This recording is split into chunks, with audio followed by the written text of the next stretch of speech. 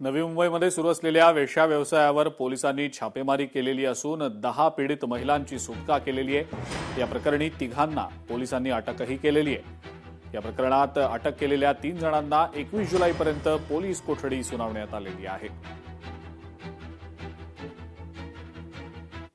Senior PI Gajanan Kadam यांना माहिती मिळाली की हॉटेल अबॉर्ड इन या ठिकाणी महिलांचा वेश्या व्यवसायाचा अनैतिक व्यवसाय चालतो। त्यानुसार त्यांनी त्या ठिकाणी छापा टाकला आणि 9 पीडित महिलांची सुटका केली। यामध्ये जो लॉज मॅनेजर आहे बलराम नंजय गौडा आणि 2 इतर वेटर आहेत शेखर पुजारी आणि कृष्णराज पाटील यांना ताब्यात घेतलेला आहे। यांच्यावरती तळोजा पोलीस स्टेशन येथे गुन्हा दाखल केलेला आहे आणि त्यांची 21 जुलैपर्यंत पोलीस कस्टडी रिमांड मंजूर आहे। नवी मुंबईतीलच गर्भवती सोनम डोंगरे मृत्यू प्रकरणात आता या सगळ्या प्रकरणाचा चौकशी अहवाल समोर आलेला आहे आणि आरोग्य व्यवस्था याला जबाबदार नसल्याचं या अहवालात म्हटलं गेलंय। महापौर सुजाता पाटील यांनी या संदर्भातली स्पष्टीकरणासंदर्भातली भूमिका देखील मांडलेली आहे।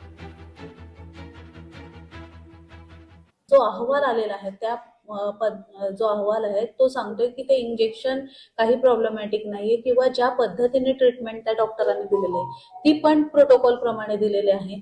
इंजेक्शन दिल्यानंतर बऱ्याच वेळा त्या इंजेक्शन नंतर बीपी लो होतं, महिला कोलॅप्स होते आणि मग त्याची तिच्या रिकव्हरीसाठी 4 इंजेक्शन जे कॉम्बिनेशन लाईफ सेव्हिंग म्हणून दिलं जातं ते त्या महिलेला दिलं गेलं। त्याच्यात कुठल्याही डॉक्टरचा किंवा इंजेक्शनचा काहीही दोष नाहीये।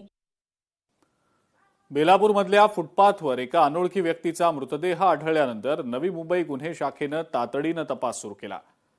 मृताची ओळख सलमान शेख अशी पटवण्यात आली। त्यानंतर पोलिसांनी या खून प्रकरणाचा अवघ्या 24 तासात उलगडा केलेला आहे।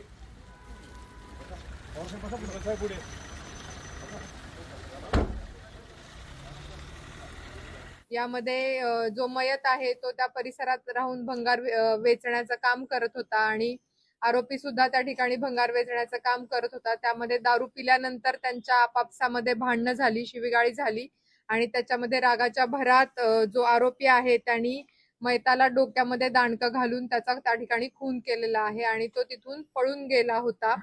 तांत्रिक विश्लेषणाच्या आधारे कक्ष 2नी त्याला भिवंडी येथून ताब्यात घेतलेला आहे।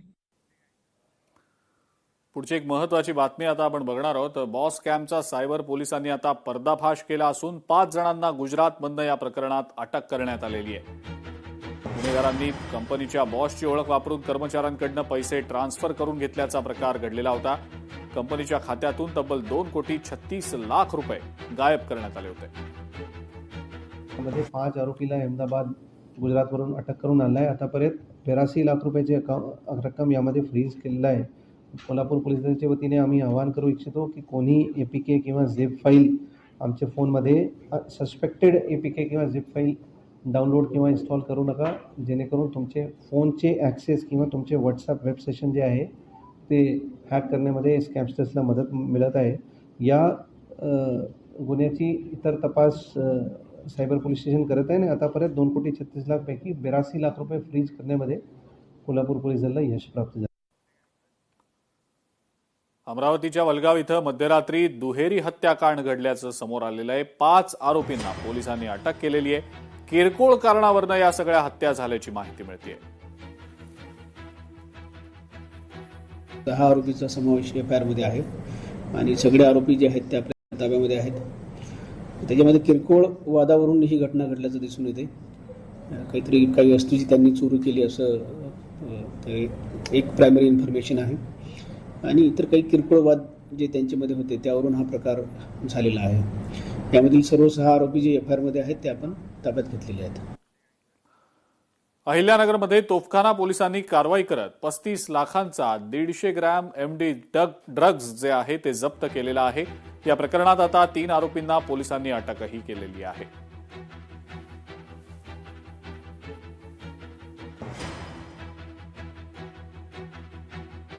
चोरी करण्याच्या उद्देशानेच त्यांनी ते सामान बाळगलेलं होतं। या अनुषंगाने सर्व जो काही पंचनामा किंवा सर्व जप्ती करण्यात आलेली आहे। यामध्ये 3 आरोपी आहेत, जिशान शौकत सय्यद, रिहान जावेद शेख आणि वसीम खलील बागवान यांना अटक करण्यात आलेली आहे. एक आरोपी फरार आहे आणि एक आरोपी आणखीन तो अनोळखी आरोपी निष्पन्नचं काम चालू आहे. बाकी आता तो तपास आहे तो परिपूर्ण तपास करण्यात येणार आहे. लोकशाही मराठी ऐका, पहा, जागरूक रहा.